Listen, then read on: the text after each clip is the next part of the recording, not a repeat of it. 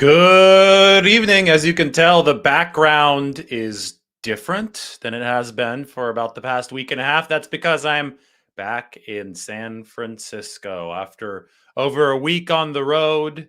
It is good to be back, and we're set back up with two jerseys, Andrew Luck and mysterious number 17. Haven't turned it around yet, but in due time, in due time. When the 49ers win the Super Bowl, we turn this sucker around. All right. Anyway, what you see underneath me on the screen is the primary topic today, but I'm going to talk about a whole heck of a lot. Why Shanahan and Garoppolo's 49ers can deliver versus the Chiefs. The other day, we talked about the 49ers trying to stop Patrick Mahomes. It just so happens that the Chiefs have only two starters remaining on the offensive side from the team that beat the 49ers in Super Bowl 54. That's Mahomes and Travis Kelce. And, that reminds me that there's going to be a whole lot converging during this game on Sunday. You have the rematch of Super Bowl 54. That's a convergence in and of itself. But then you're going to have Jim Harbaugh there and the 2012 49ers being honored, the NFC champion 2012 49ers being honored. And maybe, hey, even Jim Harbaugh can speak to the team. We'll see how that ended up working out. But the fact that the 49ers are playing in a rematch against the Chiefs, that was one of the most gut-wrenching Super Bowl defeats, I think, for any team ever, the way the 49ers lost that game. Well, the 49ers have two of the most gut-wrenching Super Bowl defeats ever. The other one came for the 2012 team that's going to be honored at this game. So Jim Harbaugh, time heals wounds, back in Levi's Stadium, a lot of the members of that team back. The 2012 and the memories of the 2019 49ers will be all packaged into one because the Chiefs will be in town. Plus, it's National Tight End Day. That means that Greg Olson's going to be in the booth, and George Kittle and Travis Kelce are all out on the field. I mean, it almost makes my brain hurt to think about how much is going to be happening on Sunday, but it's going to be fun. And the one, I think, big part of contention here, as far as how people are prognosticating this game, is how is the 49ers offense going to do against the Chiefs defense? And to me, that's probably the determining factor in this game. I mean, a lot is going to be made about how the 49ers defense will match up with Mahomes. But as I said the other day, I think that potentially the best defense for the 49ers will be a good offense. And the Chiefs defense is ranked number 28 DVOA. The 49ers offense is ranked much higher. They're ranked right around the middle of the pack DVOA, but the splits are as such. Number 7 pass, number 26 run. So pass to set up the run should work against Kansas City because the Chiefs, their pass defense ranks down to number 27 as well. So they're way down in overall defense and pass defense, and the 49ers have a pass offense, as we've been discussing here over the past couple days. It's about Shanahan adjusting, making sure that he does what won the games in week 4 and week 5, and that is setting up the run with the pass, letting Jimmy Garoppolo do his thing, and then they get to prey on a defense that hasn't been good. Now, I'm going to talk about some of the Chiefs' vulnerabilities. I'll also talk about their strengths because there are things that they do well, such as rush the passer. They still have some personnel left over from that 2019 Super Bowl team on the defensive side of the ball, and the 49ers absolutely will have to take care of that. But first, we have to talk about practice, where the 49ers returned some star power to practice. And I'll play the video that I got from that practice field today. Here's Jason Verrett working on catching some interceptions. And Jason Verrett, the cornerback, looked to be moving a lot better than he did last week. Now, he's not cleared for the game yet. He's still trying to come off the PUP list.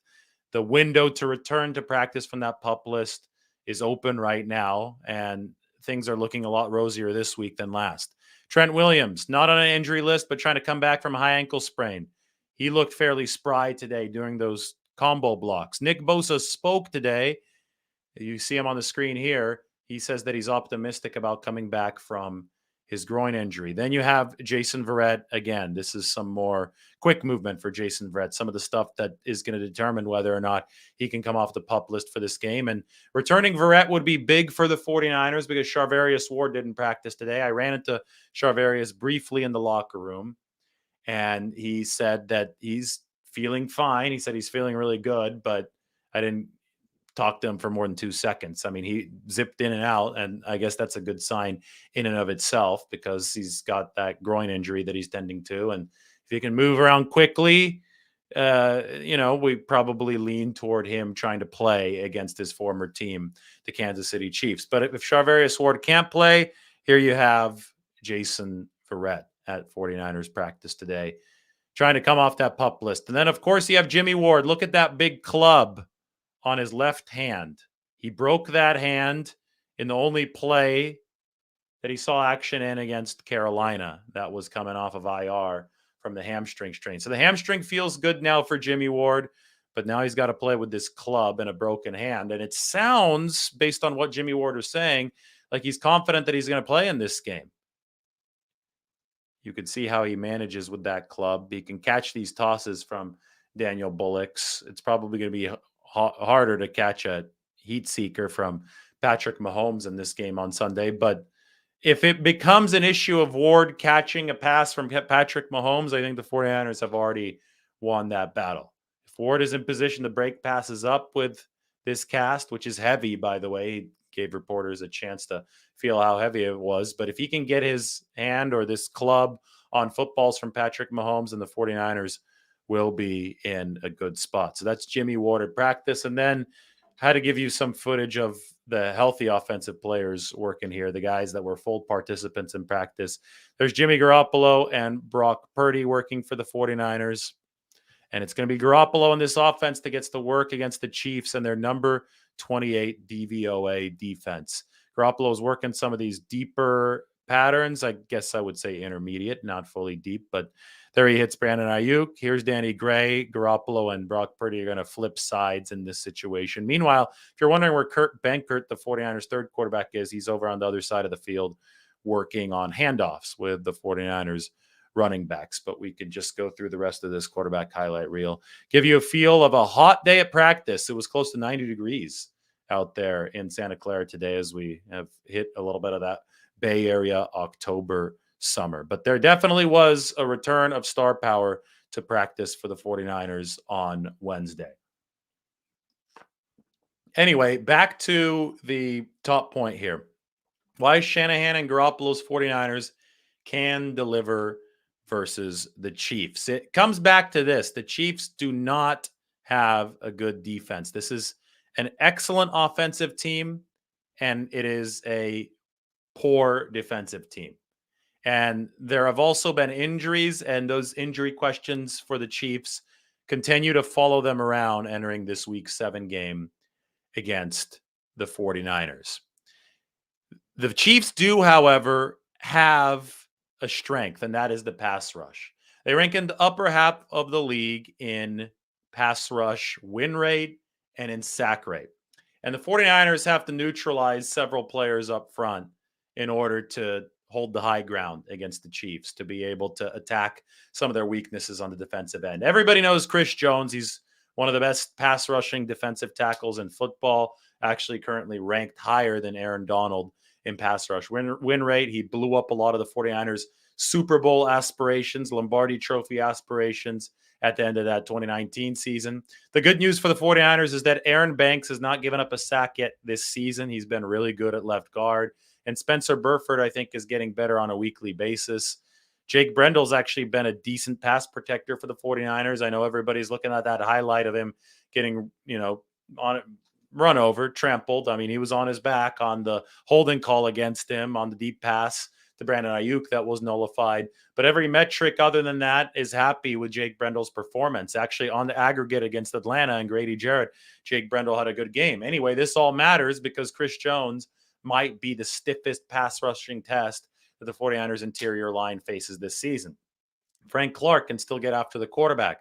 George Karlaftis is the Chiefs draft pick this year. He's an edge rusher that can get after the quarterback.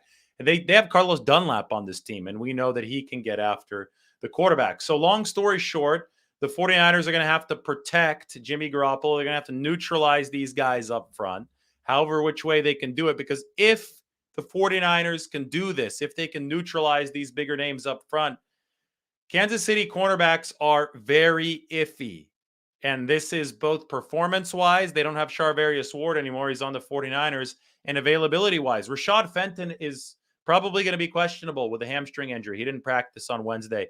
And Trent McDuffie is scheduled to come off of IR, but we're not 100% sure if he will. He probably will. But even if he does, Trent McDuffie is a rookie.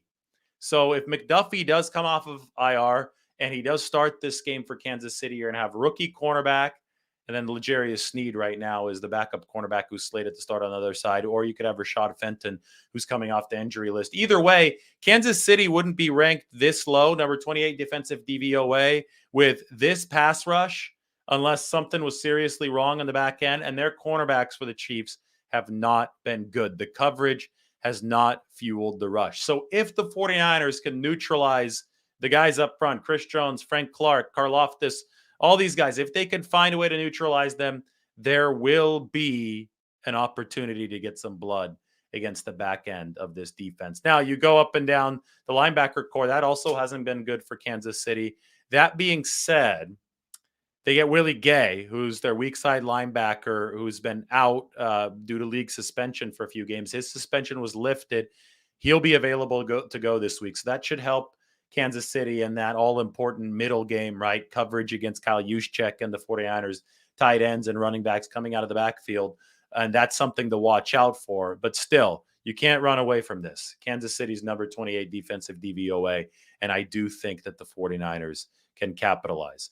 All right. I said that Jim Harbaugh and the 49ers 2012 team is going to be back at Levi Stadium as the 49ers honor the 2012 team. And that leads us to a little bit of a debate. What would you say, the 2012 or the 2019 49ers? Now, I know that Frank Gore and Colin Kaepernick have both been invited. I don't know if either of those two will attend, but we could still discuss which 49ers team of the past decade was the best. The 2012 ultra-talented team that had all those all-pro players, or the team with 3 all-pros, a more modest amount 2019, but a team in 2019 that actually put up some better metrics than the 2012 49ers. Both lost the Super Bowl in heartbreaking fashion. I wrote an article during the lockdowns of 2020 on this very topic that's really in depth about it. So I'm going to post it into the chat section so you can go ahead and check it out. But long story short, as we talk about 2012 versus 2019, you can look at some of these statistics, and I'll stretch this out and make it a little bit bigger so we can see some of these charts. This is, I measured 2019 against all of the other Harbaugh teams. I have point differential per game. 2019 team was the best. 2011 actually was the second best. And then I also have differential in yards per play. So as you can see, the 2019 team was the very best, and the 2012 team was right behind them. And we go through the advanced stat comparisons. You see 2012 takes some of the cake, but 2019 also takes some of it in defense. 2012 took it in offense. Special teams belong to the Tony Montana squad in 2011. Speaking of the Tony Montana squad, there you have Future performing on top of the old dugout at Candlestick Park. How can you forget that? That, I believe, was before the Saints playoff game. Quarterback comparisons from 2011, Alex Smith, 2012, Alex Smith, Kaepernick in 12 and 13, to Garoppolo in 19. I mean, all kinds of goodies here. I can go through it all, and then I have a final verdict to say who the best team was, 2012 or 2019. So be sure to check that out. I put the link into the comment section. And, the reason that we're talking about this is because Jim Harbaugh and the 2012 49ers will be back, and that this will be a cool reunion between all parties involved. But it'll only end up cool for the 49ers if they can move the ball against the Chiefs, score some points against the Chiefs, and help out their defense. And we saw the players that might be returning for the 49ers. a lot of that is defensive firepower. And if that defensive firepower does show up and limit some of what Patrick Mahomes and this good Chiefs offense can do, well, then it puts the ball into into the 49ers offense's court. And last week, they obviously did not deliver enough. They didn't score after halftime. It's going to be necessary to do more against the Chiefs. The complementary football formula has to show a little bit more urgency for the 49ers, but if it's in place, these Chiefs are not all that balanced, and I think the 49ers can potentially win this game. All right, it's been a long day of travel for me. Just wanted to knock out the quick one. Hope everybody has a good Wednesday evening. Like the video, subscribe to the channel. We'll talk to you all soon as the 49ers get ready to take on the Chiefs. Everybody take care. More content coming later this week.